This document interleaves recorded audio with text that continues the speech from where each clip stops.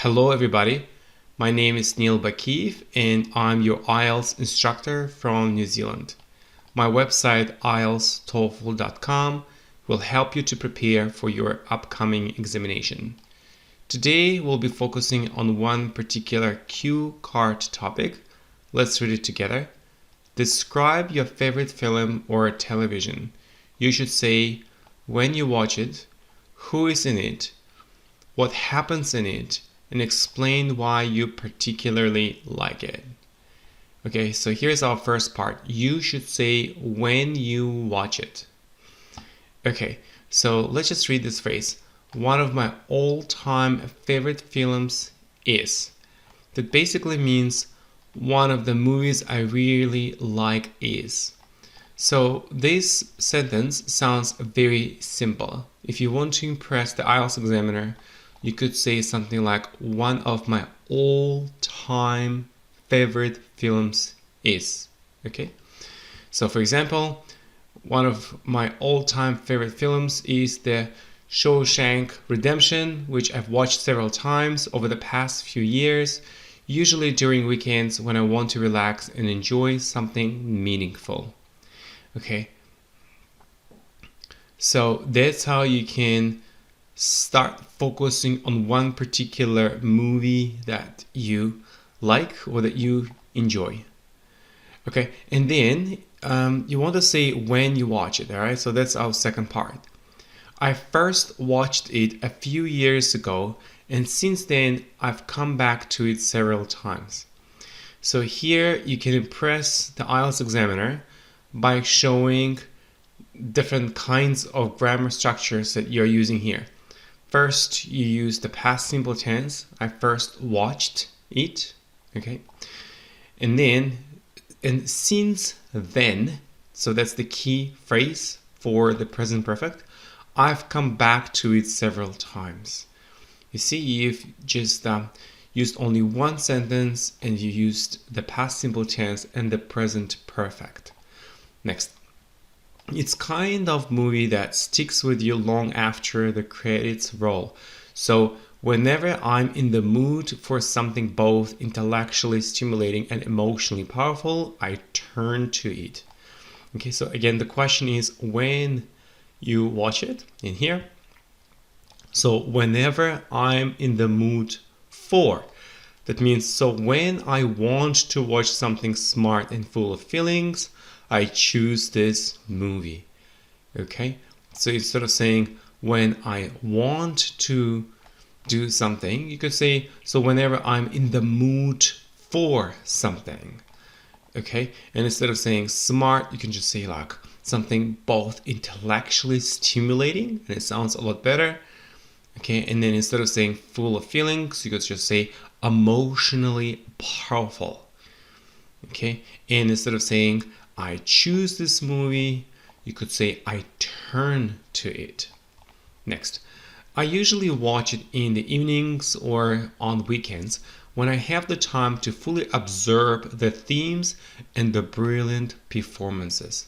That basically means I usually watch it in the evening or on the weekend when I have time to understand the story and enjoy the great acting. Okay, so here, when I have the time to fully observe the themes, that basically means when I have time to understand the story. Okay, this one sounds very, very simple. But if you just say to fully observe the themes, it sounds more advanced. Okay. Alrighty. Next, here, who is in it? The film stars Matt Damon, who plays Will Hunting. Okay, so the film stars. In this case, star is a verb. So you're talking about the main character in this movie, and that's how you can start talking about it. The film stars or the movie stars, okay, and who plays. Okay, so let's just look at this example one more time. The film stars Matt Damon, who plays Will Hunting, a brilliant but troubled young man from a working class background in Boston. It basically means The main actor in the film is Matt Damon. He plays Will Hunting, a very smart but troubled young man who comes from a poor family in Boston. Okay, so almost any student could easily say the main actor in the film is. But again, if you want to impress the examiner, you could say the film stars Matt Damon. Okay? All right. And then here, instead of saying smart, you could just say brilliant. And instead of saying from a working class, instead of saying just from a poor family in Boston, you could just say something like from a working class background. Okay, again, it sounds a lot better. All right, or there's another version.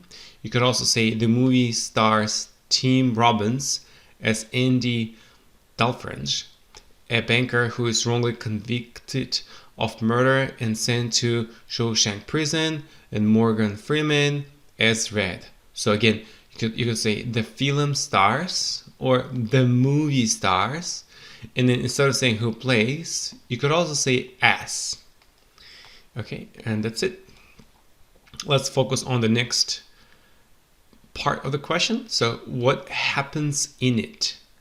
Okay, you could say something, the plot of Good Will Hunting revolves around Will who is. Okay, in this case, the plot of means the main idea, the central idea. And here revolves around Will, it means basically happens around Will. Or the story revolves around Andy's life in prison where he. So when you want to explain what happens in the movie that you're describing or in the book that you're describing, use this verb revolves around. Okay, let's move on.